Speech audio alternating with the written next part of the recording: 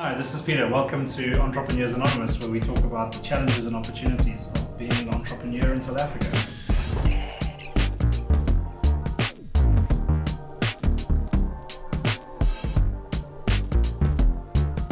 Hey guys, my name is Nathan Smith. Hi everyone, my name is Nandi. Hi, I'm Felix Brendel. Hi, my name is Heather Others. Hey yo, what's good? It's your boy Lord Lucretius. I'm a freelance videographer and aspiring documentary filmmaker. I specialize in event, brand engagement, a bit of fashion, and then music. I'm a freelance photographer. I'm also award-winning fun contemporary photographer. Currently, I'm delving in fashion photography where I work with fashion brands, as well as model agencies. I'm the divisional head of the laboratory by Tetrad Group. We're a brand strategy consultancy with a deep focus on audio-visual production. I'm a marketing consultant and I specialize in social media. I'm an artist from South Africa, specializing in conveying the human condition through poetry and arts.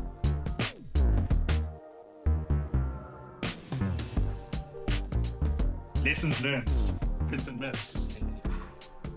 And you were talking about not getting the scope. Yeah, so Content writing and clarified scope and very expectation. clarified, and then contracts in place as well. Yeah. So that you're protected, you've got some recourse if people don't pay you. Contracts are there. Yeah. My biggest hit and miss, I guess, was just thinking that people cared about my feelings or like the things I was going through in life. Like, no one really cares. So you have a mouth for. Exactly. Like, okay, I mean, also because I was raised very privileged. Like, I want to say that. I was raised very well. I had two loving parents. I went to great school. So in the midst of that, you kind of convince yourself the whole world is gonna coddle you and help you and mentor you. Nah, like no one cares. No one cares because everyone has the same problems as you, and you're not the first one that like has to pay rent. You're not the first one who has to eat every night. So just taking like that childish mentality away from myself and just being like, yo, the business has to get done, regardless of if I'm sad, if my girlfriend broke up with me. So that was a big one. Like just realizing, yeah, this is not about you. This is about the business. You know? I think for me, hit and miss, probably I've got two, but one's more abstract, the one's more like tangible. Is having gone to a client and them not knowing what your pitch is about whatsoever and not being interested in what you have to offer. And somehow you just were appointed to have a meeting with this person and you going there to present, close this deal today and everything. So you head through to the client, you get there and they just like, yeah, we don't need this, sorry. And you like in the middle of a presentation and then you spend the next 30 minutes just talking nonsense and then you leave that place like feeling so terrible. But a more abstract one I think is working with small clients. I think that's been like my worst thing ever. One-man shows and stuff. It taught me a lot, but it's really not something I would recommend. If you can, as a freelancer, somehow position yourself with a business that does not think that its success in the marketplace depends on your services that you render to them, like a mom and pop shop or a one-man show, that's the best way to start out, because the pressure that's on you when it's just one man. So you and I probably both worked in similar corners of the event space in South Africa, and what generally tends to happen is those first of all, those guys don't pay you. Yeah. I mean, I was doing graphic design, you were doing photography, they don't pay you, and then they pay you late, even if they do pay you, and they require so much of you, tune you and treat you like trash and stuff. And even in a proper business, once we had an established business, we would sometimes, for profit margin's sake, just say yes to business from smaller companies. But actually, you're losing so much because you lose energy and vigor from your people when these small companies, they take so much. And it's so funny, the biggest companies we work on take the least amount of our time. We walk up there, we do everything, and of course we take it seriously. They go, cool, no, happy. New visions, no, looks good, thank you, we trust you for what you do, great stuff. And you have these small guys that you bill a 100th or a 1,000th, if that's a word, of what you charge the other guys, and they just want everything from you day and night. So that would be my lesson learned. That was just tough. Dealing with one-man shows is not something I'd like to. Yeah. I think one of the biggest lessons that I've learned and recently as well. And I think I kind of touched on it previously as well, but chasing the next big contract versus building relationships and solidifying retainers. Yeah. Always go for the retainers. Because those big contracts, they're great. They're great. You know, making 30K or whatever. But retainers, it gives you that room to breathe down the line. It's also like that bird in the hand is worth two in a bush type of situation. Exactly. Yeah. I've already got a Grass is always relationship. green on the other side, Yeah. man. And then kind of to touch on what you touched on, scope of work, definitely, but to include that in your contract. For instance, when I was working with the agency, one of the interns forgot to include in the quotation that there are only 3 revisions of the logo. Dude, if I told you, we designed probably over 50 logos for a company. That's when you should just use one of those free logo generators. And like there's nothing you can do because it wasn't in the contract. So just make sure that you always protect yourself. Always have insurance, guys, and make sure that your insurance covers you traveling. Is it covered if it's in your car? Been through that one, lost a lot of gear and money. Yeah. So yeah. So I've got one, maybe some advice, because I'm newish in the like contracting out game. So you guys tell me what you think. But I found that I was an employee for so long where there was like that security that I'm going to get paid in January. I'm not going to have a bad January versus a bad November because it's going to just, the money will land and it'll be okay. And then going on your own where there's enough work to make the money, but you have this like nagging paranoia that it might stop at some point. And then that leads to my biggest thing that I'm trying to work on is I feel I've struggled to say no to work. So someone phones, says, I got this project, your rate, I mean, and my hourly rate's not like, it's not low. So, okay, no, it actually is low, but I'm still feeling guilty about it. But then it's like, I'm just like, I can't say no because this might be the last new job I ever get. So you want to keep. And so you want to keep taking it, but then you've got too much on your plate. And the reality is probably that's not the case. It's so hard to say no or to fire a bad client. Or just delegate it to someone else, like getting that photographer, pay them $200, you keep the 3. Yeah. It's all about delegating at the end of the day. Yeah. You know, But, I mean, you have too much. But you still will reach a point where no is the right You can't answer. say no. I think I have one that's kind of the opposite, well, kind of the opposite, but on the opposite side of the spectrum is losing a client because of a lack of consistency yourself. I've had that happen. We had a really good client come through, they pay good money, they're decent. I get too, comfortable in my own skin, taking time off, not working the full day, relaxing, going out to the beach and whatever, chilling. And then they're like, hey, where's this? Ooh, scramble quickly to do that. I don't know if everyone else has been there. Some people would kill me for doing that. But sometimes you want to relax and chill, but you actually need that discipline to say, hey, this person's paying for this, let me do this. And the heartbreak you feel when someone says, listen, man, I'm sorry, you've let me down. Like, I can't do anymore, you've let me down. When you can't go back and say it's because of lack of quality of work or something like that, you just didn't get the stuff done, and you know that, right? That hits you, and that using that to like wake yourself up is like really important. But that stinks. But it comes down to customer service, and I've probably said this like 10 times already. Customer service can get you through any door, get you to close any deal, and continue to have that service. Can cover any mistake. And it can cover yourself too. Like if you know that you give good customer service, you're going to keep wanting to do that. So you'll never miss your clients in that regard. Yeah. That's the one thing that I've worked on as an entrepreneur, because I feel like that's the most important part of your business that even drives your sales or your clientele for that matter. Customer service. I don't care what you have, how many years experience. When I ask you a question relate like if customer service can solve this, now it's more my curiosity. It might never happen to you creative guys, but how often do you have a client that's actually trying to act like the creative director?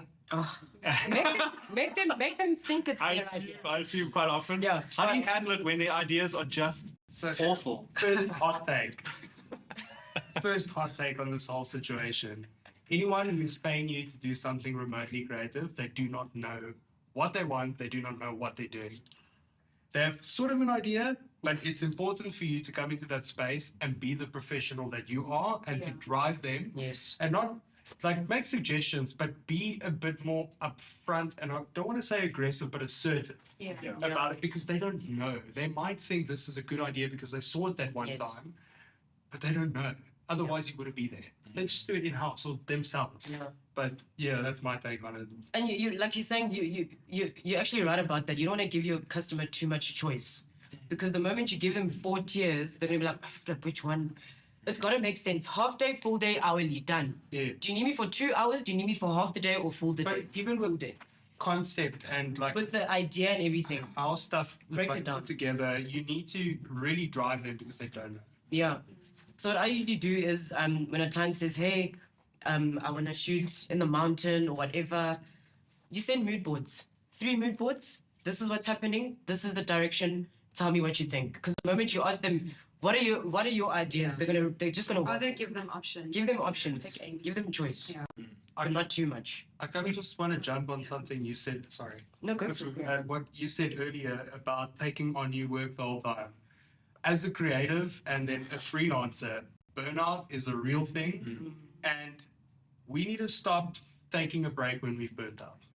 Way before, I think. Yeah, you need to catch it in the midsection. Yeah. You need to be able to like set up like emotional alarms for yourself. So, practically, how do you do that? It could be a lot of things. Sometimes it's literally as easy as getting up, taking a breather, taking an hour, just doing something else.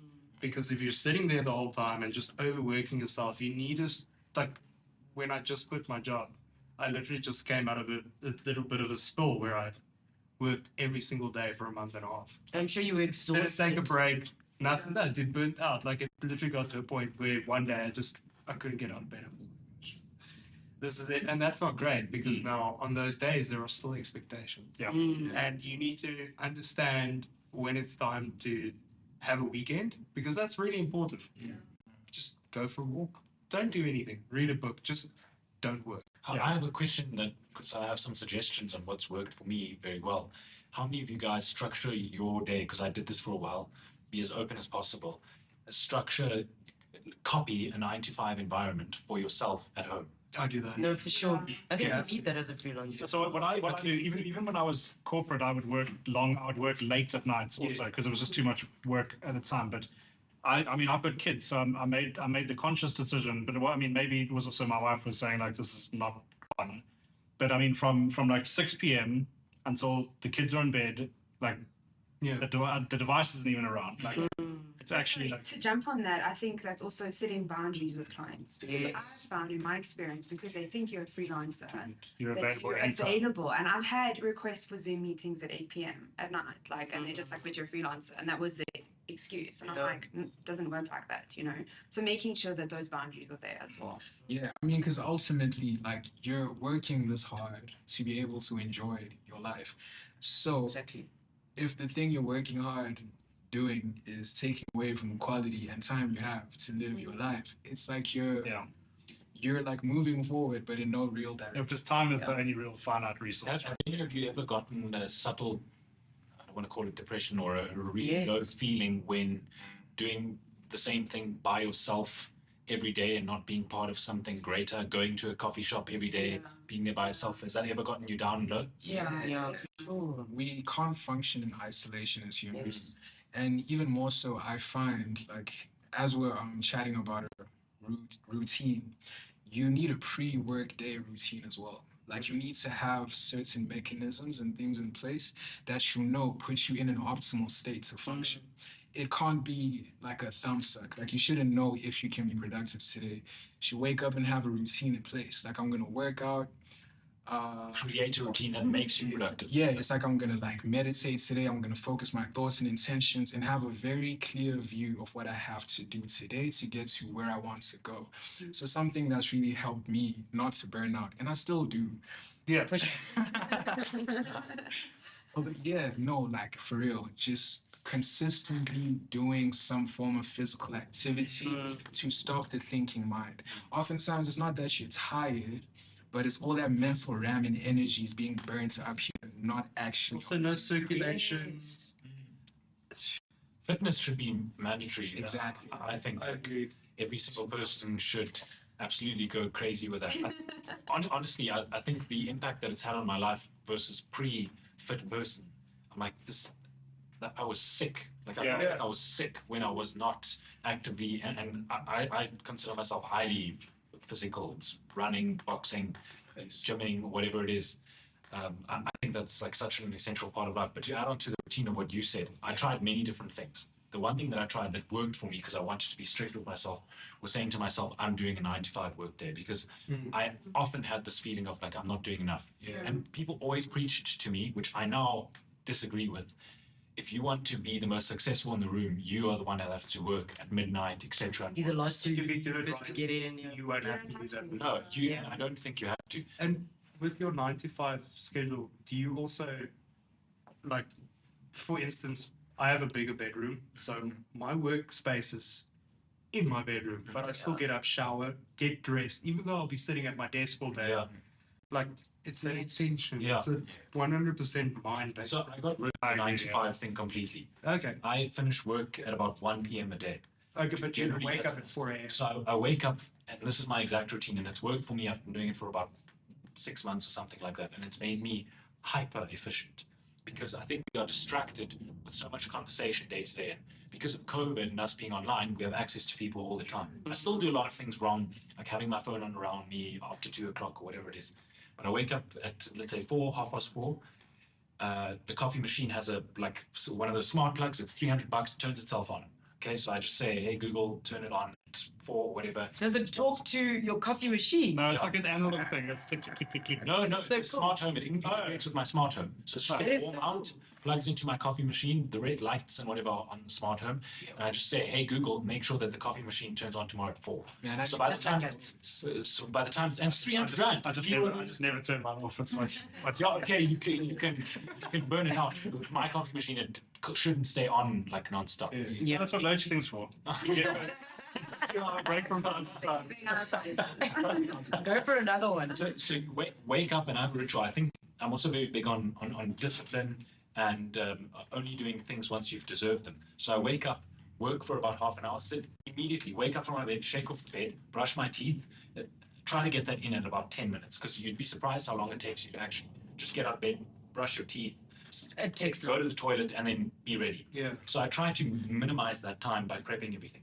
Prepare then. If you do not know what you're going to do tomorrow, you're going to do nothing. Yep. Yeah. If you do I not agree. plan out every single hour of the next day, what are you Yeah. pointing at? You're aiming at nothing. If you don't plan your next week, if you don't plan your next 12 weeks, why do you expect to get yourself to that last 12th week and say, I've Yes. done this? You didn't plan. Yes. The meaning of, if you watch like Jordan Peterson or whatever those guys, he says the meaning of sin is hamersha. And that's the Hebrew meaning of sin, how it was written initially in the Bible. All it meant was the missing of a target. And if you don't aim at something, you can't shoot it. Yeah. So I wake up every single day, out of bed, walk straight from bed to the computer, immediately sit down. Because I read, and I was like, let me try it, your most creative time in the day is as soon as you wake up.